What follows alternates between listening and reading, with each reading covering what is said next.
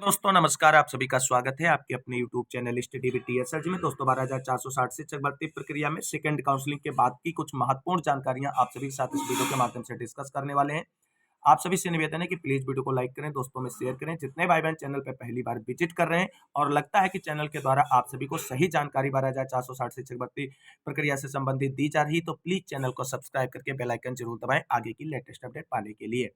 तो आइए साथियों शुरू करते हैं आज का ये वीडियो। साथियों आप सभी को बता दें 12,460 शिक्षक भर्ती में आज पूरा दिन आवेदकों को भाग दौड़ करनी पड़ी और इधर से उधर आने जाने में ही पूरा दिन उनका व्यतीत हुआ और काउंसलिंग कराने के लिए जितनी मशक्कत आवेदकों को करनी पड़ी उससे पहले शायद किसी भी काउंसलिंग प्रक्रिया में इतनी मशक्कत आवेदकों को नहीं करनी पड़ी होगी।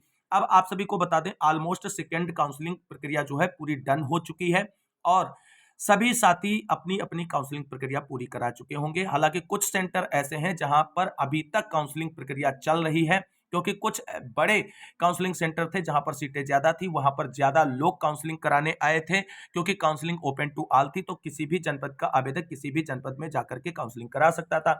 इसलिए आप सभी को बता दें कुछ जनपद ऐसे हैं जैसे बलिया हुआ, सीतापुर हुआ, गोंडा हुआ, यहाँ पर सीटें अधिक थी, तो यहाँ पर ज्यादा संख्या में लोग काउंसलिंग कराने आए। आप सभी को बता दें जो जानकारी निकलकर सामने आ रही है सीतापुर जनपद से, वहां पर हजारों की संख्या में जो है लोग काउंसलिंग सेंटर पर देखे गए और इन सभी खबरों को लेकर के जो अभ्यर्थी काउंसलिंग करा चुके हैं उनके अंदर भी कहीं ना कहीं संतुष्टि का भाव नहीं है और वो भी परेशान है अपनी नौकरी को लेकर के और सोच रहे हैं मेरी इतनी मेरिट या गुणांक होने के बावजूद मेरा चयन होगा या नहीं होगा।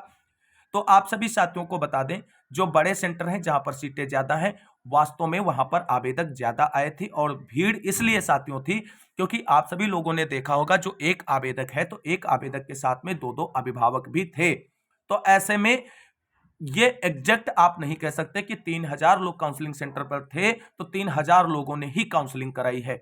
तो कुल मिलाकर के आप सभी साथियों को एक बार फिर से कहेंगे, रिक्वेस्ट करेंगे, निवेदन करेंगे कि आप सभी लोगों ने अगर साकुशल अपनी अपनी काउंसलिंग पूरी कर ली है तो आप सभी साथियों को अब बिल्कुल भी परेशान होने की जरूरत नहीं है, क्योंकि जो सबसे हापाधापी का कार्य था वो आपने पूरा कर लिया है।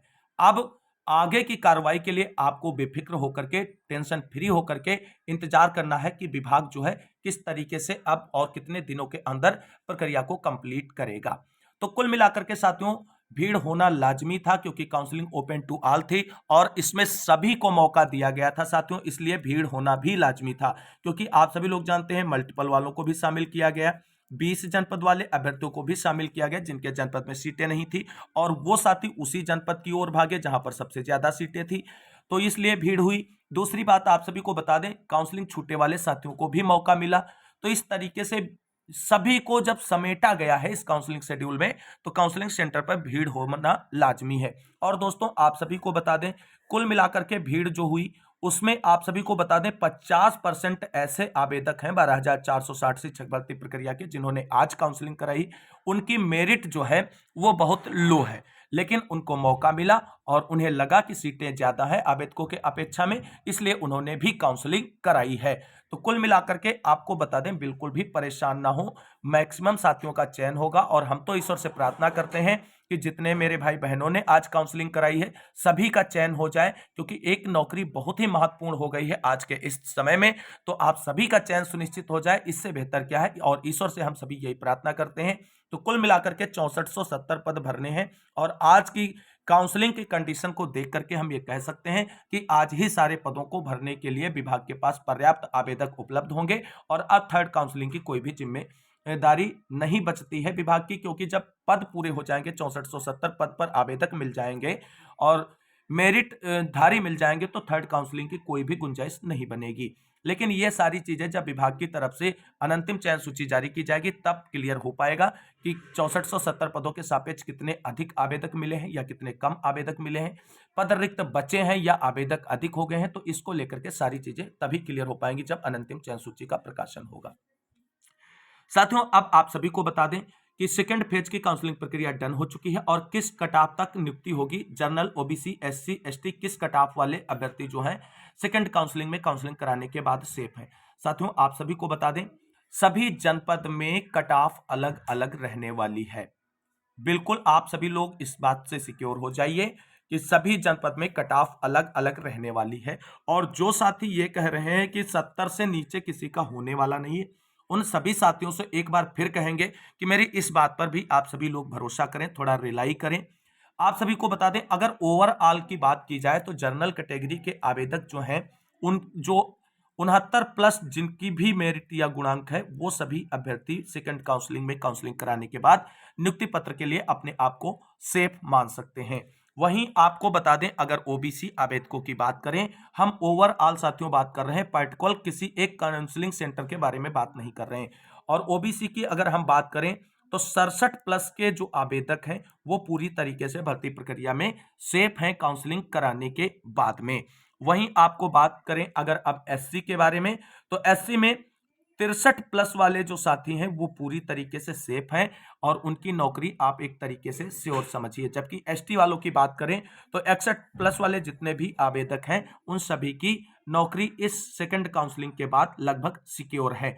तो कुल मिलाकर के हमने जो ये आप सभी को कट ऑफ बताई है साथियों, ये ओवरऑल के बिहाफ पे बताई है, किसी पर्टिकुलर काउंसलिंग सेंटर की नहीं बताई है। और किसी काउंसलिंग सेंटर पर इससे ऊपर भी जाएगी और किसी काउंसलिंग सेंटर पर इससे नीचे भी जाएगी। तो कुल मिलाकर के ओवरऑल इस कटाव को जितने भी आवेदक फॉलो कर रहे हैं, इस कटाव के अंतर्गत जितने भी आवेदक आ रहे हैं, सभी का चयन लगभग सिक्योर है।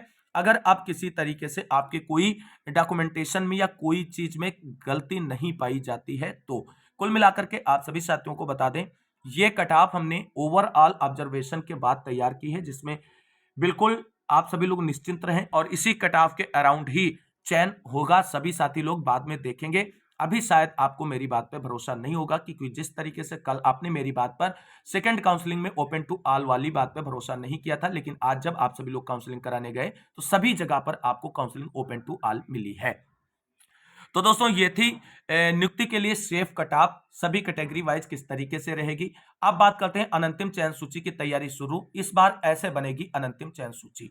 साथियों आप सभी लोग जानते हैं आज काउंसलिंग प्रक्रिया पूरी हो जाएगी और उसके बाद विभाग की तरफ से अनंतिम चयन सूची तैयार की जाएगी सभी जिला बेसिक शिक्षा अधिकारियों की तरफ से। और अनंतिम सूची तैयार करने के बाद में आप सभी को बता दें कि जिस जनपद में आपने काउंसलिंग कराई उसी जनपद के एनआईसी पोर्टल पर वो अनंतिम चयन सूची प्रकाशित की जाएगी, वहां से आप अपना नाम देख सकते हैं। तो किस तरीके से इस बार अनंतिम चयन सूची बनेगी उसे जरा आप सभी लोग समझिए।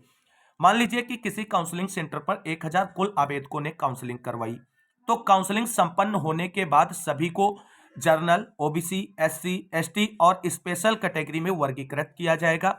और उसके बाद जो वर्गीकरण किया जाएगा उसके बाद अनंतिम चयन सूची तैयार करके एनआईसी पोर्टल पर अपलोड कर दी जाएगी। और उसके बाद आप सभी साथियों को वो सूची प्रदर्शित कर दी जाएगी एनआईसी पोर्टल पर, जिसमें आप सभी साथी अपना नाम उस जनपद के एनआईसी पोर्टल पर देख सकते हैं जिस जनपद में आपने काउंसलिंग कराई है। क्योंकि second counselling open to all है तो सभी ने इधर उधर मूव करते हुए काउंसलिंग कराई है, तो आप उस जनपद की एनआईसी पोर्टल पर अनंतिम सूची में अपना नाम देखेंगे जिस जनपद में आपने काउंसलिंग कराई है। अनंतिम चयन सूची एनआईसी पोर्टल पर प्रकाशित होने के बाद बेसिक शिक्षा विभाग उत्तर प्रदेश की तरफ से मेरिट लिस्ट जनपद वाइज और कैटेगरी वाइज जारी की जाएगी। और निर्धारित कटऑफ के अंतर्गत, यानी जो विभाग की तरफ से कैटेगरी वाइज कटऑफ निर्धारित की जाएगी, उस कटऑफ के अंतर्गत आने वाले साथियों को 7 जनवरी को नियुक्ति पत्र निर्गत किया जाएगा, यानी प्रदान कर दिया जाएगा। अब एक खबर और दोस्तों निकलकर सामने आ रही है कि जिस तरीके से अभी कुछ जनपदों में अभी भी काउंसलिंग जारी है, तो ऐसे में आप सभी को बता दें अगर देर तक काउंसलिंग जारी रहेगी तो ऐसे में कुछ डिले हो सकता है आगे के कार्यक्रम में, यानी अनंतिम चयन सूची के प्रकाशन और नियुक्ति पत्र वितरण में भी कुछ डिले देखने को मिल सकता है।